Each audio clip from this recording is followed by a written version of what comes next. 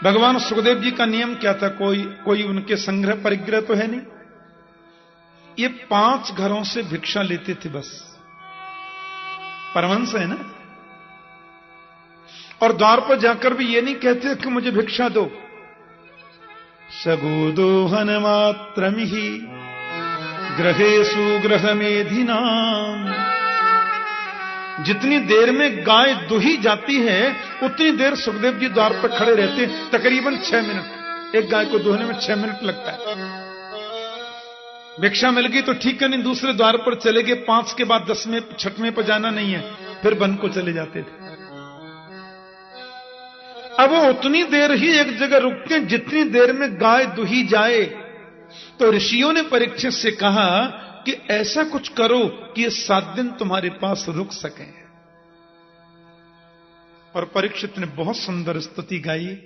अब सप्ताह कथा का नियम है ऐसा कि भगवान सुखदेव जब व्यास मंच पर आते हैं तो 1 मिनट उनका पूजन होता है।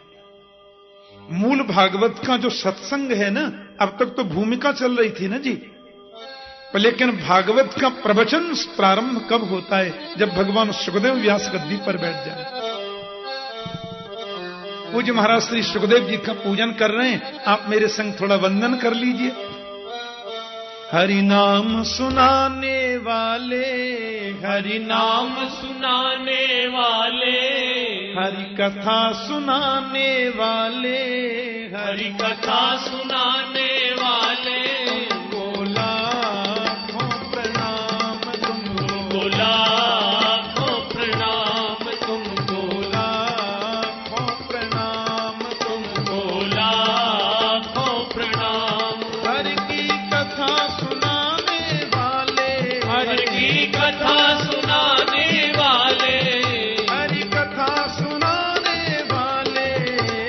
कथा सुनाने वाले, बोला प्रणाम तुमको, बोला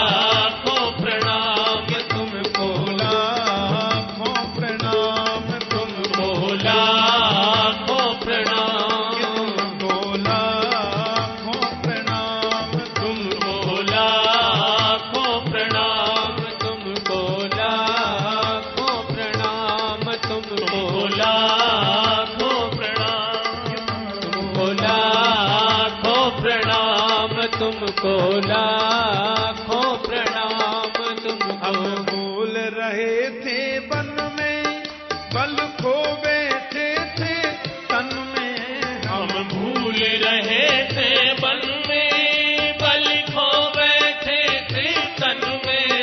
हम भूल रहे थे वन में, बल खो बैठे थे तन में। हम भूल रहे थे वन में, खो बैठे थे तन में।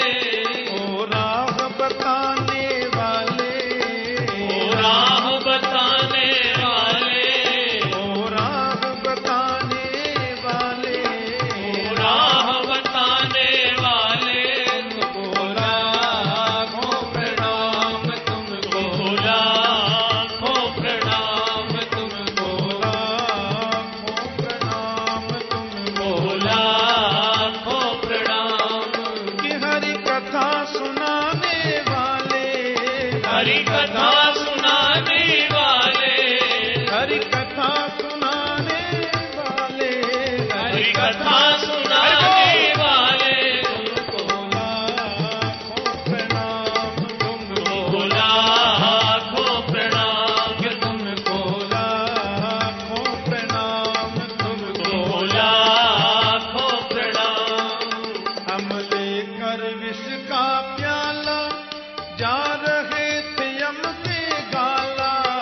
हम लेकर विष का प्याला जा रहे थे यम के गाला।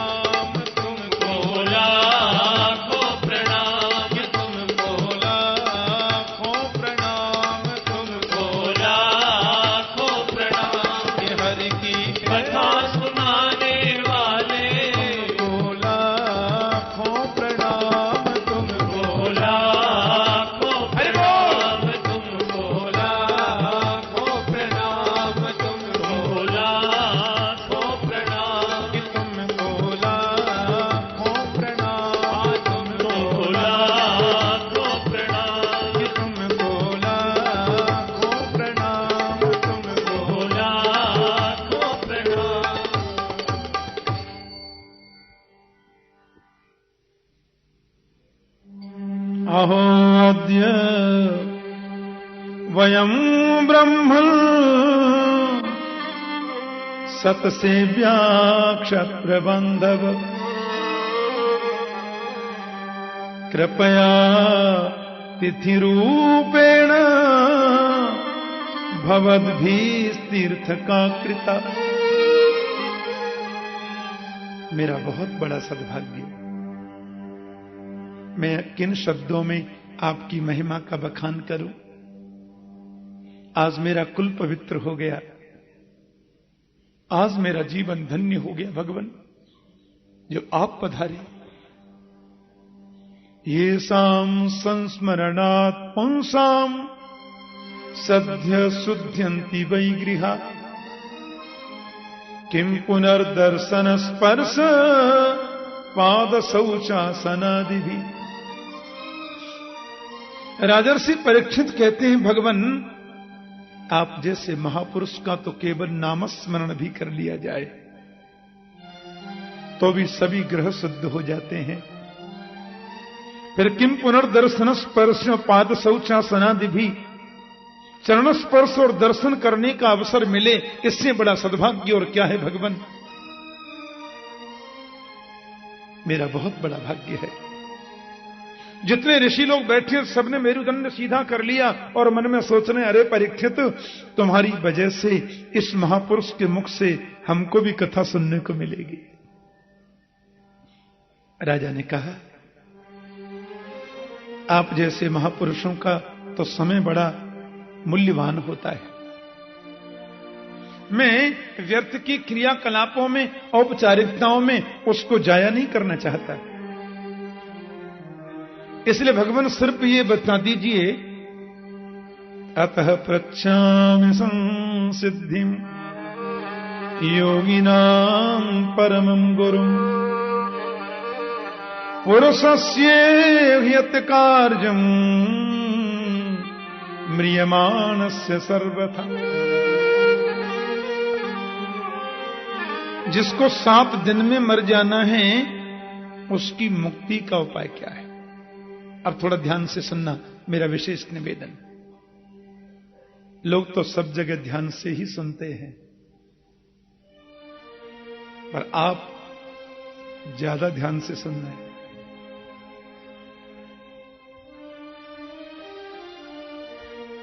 मैं बाहर भी कहा करता हूं कई बार कि हमारे वृंदावन जैसे श्रोता कहीं नहीं है। इतनी निष्ठा और इतनी श्रद्धा से सुनते हैं, इच्छा होती है बस सुनाते ही रहें। भगवान सुखदेव से कहते हैं कि जल्दी मरने वाले की मुक्ति का उपाय बताएं, और सुखदेव जी बहुत प्रसन्न हो गए। कहते हैं, सुखदेव जी के मन में इतनी प्रसन्नता हुई परीक्षित के प्रश्न को सुनकर के कि उन्होंने भगवान की स्तुति भी नहीं गाई। नहीं तो नियम है ना, कथा शुरू करते हैं तो पहले स्तुति गाते हैं, 2-4 मिनट कीर्तन कराते हैं, फिर थोड़ा मशीन गर्म होती है, फिर कथा शुरू होती है? लेकिन यहां परीक्षित ने प्रश्न किया कि जल्दी मरने वाले की मुक्ति का उपाय क्या है। भगवान सुखदेव को यह प्रश्न ही इतना अच्छा लगा कि उन्होंने न तो भगवान की स्तुति गाई, न भगवान का कीर्तन किया, और कथा शुरू। ऐसा कभी नहीं होता।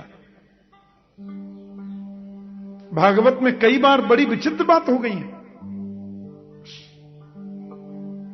भगवान सुखदेव ने आंखें खोली, ऋषियों की मंडली को देखा, सामने बैठे परीक्षित को देखा और तुरंत बोलना शुरू कर दिया। बरीयानेस ते प्रश्न कृतो लोकहितो नपः आत्मवित सम्मत पुंसां श्रोतव्यादिषु यप्परः। भगवान सुखदेव कहते हैं, राजन ये प्रश्न आपने अपने लिए नहीं किया, ये तो पूरे समाज के लिए किया है, पूरे संसार के कल्याण के लिए किया है। कृतो लोकहितो नपः, लोकहित के लिए किया है। और अच्छा प्रश्न है। पर मेरा निवेदन तो सिर्फ इतना है महाराज कि सभी को 7 दिन में ही मरना है। 8वां दिन तो बन के आता नहीं है। लेकिन ऋषियों से सुना है कि सतयुग में लोग 1 लाख वर्षों तक जीते थे। हाँ, सतयुग में 1 लाख वर्ष से पहले कोई मरता नहीं था। 1 लाख वर्ष तो जीना ही जीना है। और सतयुग के बाद में जब त्रेता युग आया तो 1 जीरो हट गया। त्रेता युग में लोगों की उम्र 10,000 वर्ष की रह गई। त्रेता के बाद जब द्वापर आया तो 1 जीरो और हट गया। द्वापर में लोगों की उम्र 1000 वर्ष की रह गई। और द्वापर के बाद जब कलयुग आया तो 1 जीरो और हट गया। कलयुग में लोगों की उम्र केवल 100 वर्ष की रह गई। सतम जीवेम शरद। पर मुझे लगता है कि महाकलयुग आएगा तो 1 जीरो और कम हो जाएगा क्या? हां, क्योंकि 3 वर्ष के बच्चों को चश्मा लगे मैंने देखा है। ये कलयुग नहीं तो क्या है। 16, 17, 18 वर्ष के बच्चों के बालों को सफेद होते मैंने देखा है। और 22 वर्ष का युवा, 22 वर्ष का बच्चा, डायबिटीज पेशेंट, शुगर का मरीज मैंने देखा है। और 30-35 साल के बच्चे को देखो तो लगता है 65 पार कर गए क्या। हाँ, पेट पीठ में धस रहा है।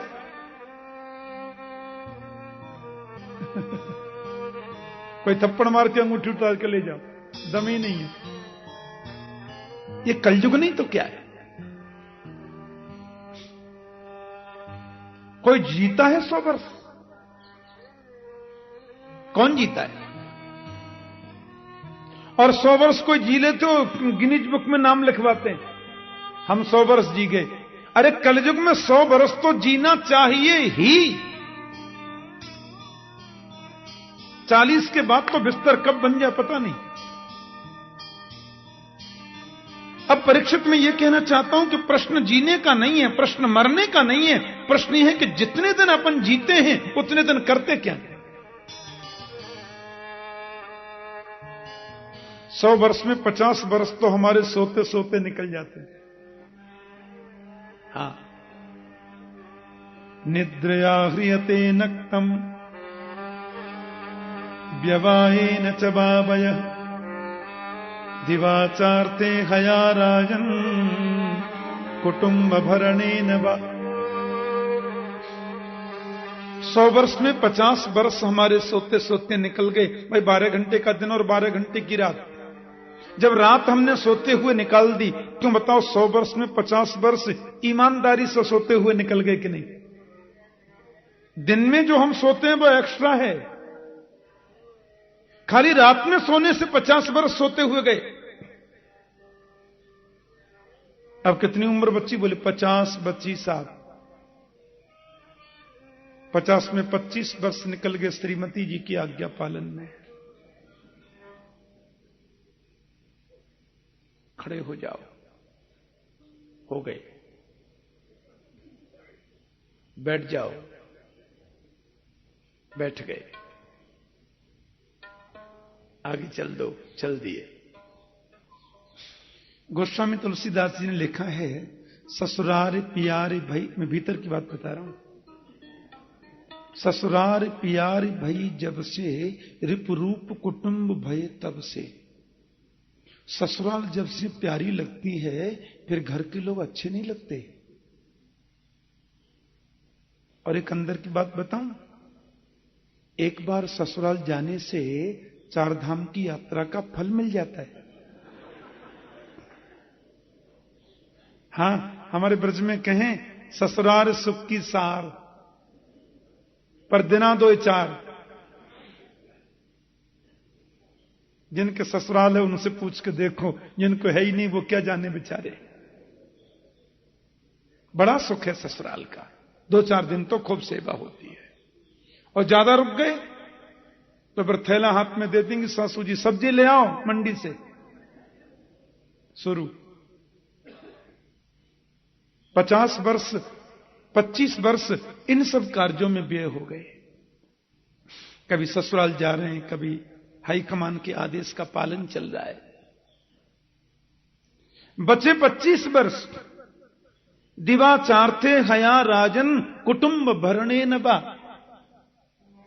सुखदेव जी कहते हैं कुटुंब के भरण पोषण में कभी बेटी के लिए बर ढूंढना है, कभी बेटा के लिए बहू ढूंढनी है, कभी ऑफिस में कुछ गड़बड़ प्रॉब्लम हो गई, कभी महाराज फैक्ट्री में हड़ताल हो गई, कभी पड़ोसी से झगड़े का टेंशन, कभी सामने वाले से विवाद का टेंशन, कभी इस बात का टेंशन कि मुझे टेंशन क्यों नहीं है। बोलो जय श्री कृष्ण।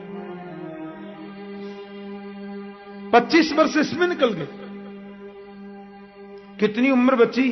बोलो कुछ भी तो नहीं बची। राजन, जल्दी मरने वाले की मुक्ति का उपाय तो सिर्फ एक है कि तस्मात् भारत सर्वात्मा भगवान ईश्वरो हरि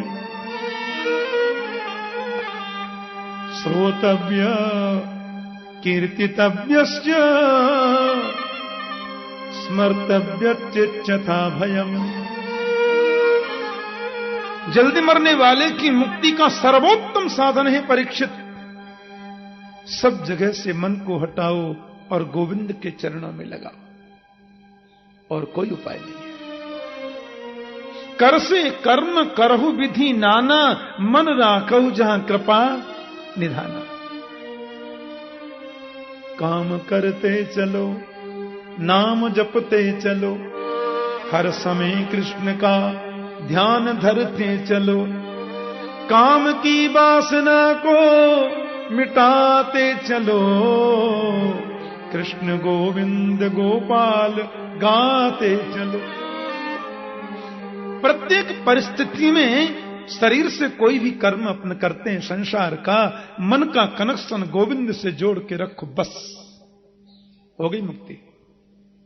राजा बोले यही नहीं होता है, बाकी सब हो सकता है। आपने तो ऐसे बोल दिया गुरुजी जैसे बड़ा सरल है मन को जोड़ना, ये तो भटकता है। कात्यायनी पीठ के परिसर में हम लोग बड़ी श्रद्धावनत होकर कथा सुन रहे हैं, पर मन तो मुंबई के मरीन ड्राइव पे घूम रहा। बैठे हैं वृंदावन में, मन डोल रहा है आगरा में। क्या करें, महाराज जी की आज्ञा थी, कथा तो सुननी ही है और अब सुननी ही है, पर मुनिम जी से ये बात तो हम कह के नहीं आए, मैनेजर को ये तो हमने समझाया ही नहीं था। शरीर इधर बैठा है और आप आगरे में घूम रहे हैं। ये मन बहुत चंचल है। अमेरिका जाना है तो 18 घंटे आपको लगेंगे कम से कम, लेकिन मन को अमेरिका पहुंचने में आधा सेकंड का टाइम लगता है। बताओ इतनी तेज चलने वाली कोई चीज है? आधा सेकंड में पहुंच जाता है। बहुत चंचल। अर्जुन भी गीता में यही दुखड़ा रोते हैं, बोलो चंचलम ही मन कृष्ण प्रमाथि बलवदृढ़। ये मन बड़ा चंचल है, ये बड़ा प्रमाथी है, बड़ा अदृढ़ है, इसमें दृढ़ता नहीं है। और कैसा है? तो अर्जुन कहते हैं वायोरिव सुदुष्करम, जैसे वायु को मुट्ठी में बंद करना किसी के बस की बात नहीं, वैसे मन भी बस में होता नहीं। और आप कहते हो मन भगवान में लगाओ। कैसे लगाएं? हम दर्शन करने गए, आपने कहा फूल चढ़ाओ, मेरे पास था, चढ़ा दिया। अजी भोग चढ़ाओ, मिठाई थी, चढ़ा दी। वस्त्रोपवस्त्रम समर्पयामी, वस्त्र था, वस्त्र चढ़ा दिया। आपने कहा भगवान को मन चढ़ाओ, वो कैसे चढ़ाएं? वो तो मेरे बस में नहीं है। भगवान में मन लगे कैसे गुरु जी? पहले ये बताओ ना, ये मन वश में कैसे हो? तो सुखदेव जी महाराज ने बहुत सुंदर बात कही है, सुनने लायक है। बोले मन को वश में करना है तो 4 बातों का ध्यान रखना होगा राजन। पहले तो उन्होंने खट्वांग राजा की कथा बता के फिर कैसे मुक्ति होती मन लगने से बताया। अब मन को लगने का तरीका बता रहे हैं कि जितासनो जितश्वासो जित संगो जितेन्द्रिय कि स्थूले भगवतो रूपे मनः संधारयद्धिय। राजन, मन को जीतना है तो सबसे पहले आसन को जीतो। एक आसन से बैठने का प्रयास करो, सुख आसन से बैठो, उसको बोलते हैं जितासन, आसन जीतना। दूसरी बात है जित श्वासो, हर व्यक्ति को रोज प्राणायाम करना चाहिए। शरीर में बाहर की चमक आ जाती है बादाम रोगन की मालिश से, महंगे वाले साबुन के नहाने से, लेकिन अंदर की जो मजबूती है वो मिलेगी कहां से? इसमें जो गंदगी भरी है उसकी सफाई का प्रयास तो हम कुछ करते ही नहीं। इसलिए कहते हैं हर व्यक्ति को नित्य प्राणायाम करना चाहिए। एक नासा छिद्र को रोककर दूसरे से श्वास को चढ़ाना, फिर दोनों को रोककर श्वास को रोकने का प्रयास करना, फिर पहले से धीरे धीरे श्वास नीचे उतारना, यह पूरा कुम्भक रेचक प्राणायाम की पद्धति है। और ऐसा करने से व्यक्ति अपने श्वास पर विजय प्राप्त करता है। इसलिए रोज प्राणायाम करो। आज किसी भी आदमी से बात करो, बड़ी हंसी आती है। सुनिए, बात मत करो, बहुत टेंशन है। छोटे बच्चे से भी बात करते हैं ना, बात मत करिए, बड़ा टेंशन है हमको। ये टेंशन का भूत ऐसा बैठ गया बड़े बूढ़े जवान बच्चे सब में, और इसका मतलब है हम अंदर से कमजोर हो गए, हम अंदर से खोखले हो गए। अंदर की जो मजबूती हमें मिलती है वो प्राणायाम के द्वारा मिलती है। इसलिए रोज प्राणायाम करना चाहिए। प्राणायाम करने से भी मन एकाग्रता की ओर बढ़ता है। और तीसरी बात है जित संगो, संग जीतो, क्योंकि संसर्ग जहां दोष गुणा भवंती, व्यक्ति में दोष भी आएंगे संग से और गुण भी आते हैं संग से। एक सेठ जी थे, बड़े सज्जन, बड़े भक्त बिचारे, भारत में किसी नगर में रहते। बच्चे लोग विदेश में काम वाम करते, तो बच्चों ने कहा बाबूजी आप वृद्ध हो गए, अब हमारे पास चलो। उनको भी विदेश ले गए, पर वो विदेश एक शर्त पर गए कि मुझे हर साल 2 महीने के लिए भारत भेजना पड़ेगा। भेजेंगे? बेचारे साल भर में 2 महीने के लिए भारत में आते। बड़ा सुंदर नगर था, पास में सुंदर सुरम्य बगीचा, जंगल, घूमने जाते। सवेरे घूमना चाहिए। सवेरे घूमने से वायु में अमृत कण होते हैं और वो आपके स्वास्थ्य के लिए बहुत लाभप्रद होते हैं। अब 4:30 बजे बेचारे सेठ जी घूमने के लिए गए। 4-5 किलोमीटर गए होंगे, सो वहां एक भीलों की नगरी बस गई थी। वृक्ष के ऊपर तोता बैठा था और सेठ जी को देखते महाराज तोता ने जोर जोर से कहना शुरू कर दिया, मारो काटो लूटो आया, बहुत पैसे वाला है, बहुत धनी है, बहुत धनी है। सो सब लोग आए और डंडा 2-4 मार के उनकी अंगूठी उतार ली, उनकी जंजीर उतार ली। सेठ जी बोले कैसे लोग हैं? खामा मुझे लूट लिया। दूसरे दिन उनको विदेश जाना था, चले गए। अगली साल फिर अपने देश में आए, घूमने की आदत। सवेरे 4:30 बजे घूमने चले, बोले इधर नहीं जाऊंगा, इधर तो भील रहता, 1.5 वर्ष पहले मुझे लूट लिया था, आज इधर चलते हैं। हमारा जो दूसरी दिशा में गए 4-5 किलोमीटर पहुंचे होंगे कि वहां सुंदर सुरम्य संतों का आश्रम था, ऋषि आश्रम। और ऋषि आश्रम में भी वृक्ष की डाली पर एक तोता बैठा था। सेठ जी को देखती इतने मीठे स्वर में बोला, स्वागतम सुस्वागतम, अतिथि देवो भव, पधारिए श्रीमान, हमारे आश्रम का जल बहुत मीठा है, आपको जलपान तो करना ही पड़ेगा। थोड़ी देर में गुरु महाराज का सत्संग होगा, आप कथा जरूर सुनना। फिर मंदिर में प्रभु का दर्शन खुलेगा, श्रृंगार आरती करके जाना। क्यों श्रृंगार आरती ही क्यों करें? आप इधर ही नाश्ता करें तो इधर ही भोजन पाइए, फिर विश्राम करके आप कल जाना अपने गांव। इतनी मीठी आवाज में तोता ने उनको ढेर सारी शुभकामनाएं दे डाली सेठ जी की आंखों में आंसू आ गए। ऋषि से पूछने लगे, महाराज 1.5 वर्ष पहले मैं उस रास्ते में गया था, उधर भी एक तोता मुझे मिला और वो इस तरीके से बोला, मुझे लुटवा दिया। और आपकी कुटी के इस डाली पर जो बैठा तोता कितना मीठा बोलता है, स्वागतम, आइए, पधारिए। तोता तो तोता होता है, फिर वो ऐसा क्यों और ये ऐसा क्यों? इतना अंतर दोनों में क्यों? महात्मा जी बोले, हम क्यों बताएं, तोते से पूछ लो ना। सेठ जी ने तोते से कहा, हे शुकदेव, जरा बताएं मुझे।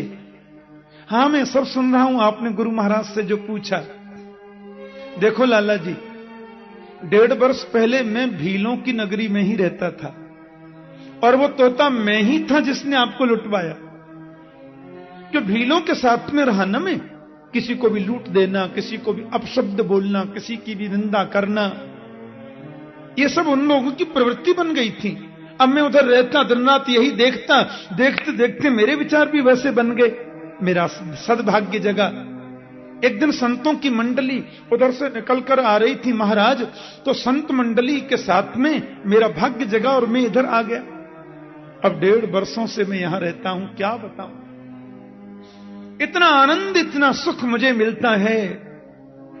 प्रातः 4 बजे से सायं तक यहां वेदध्वनि होती है, शास्त्रों का चर्चा चलती है, पाठ होता है।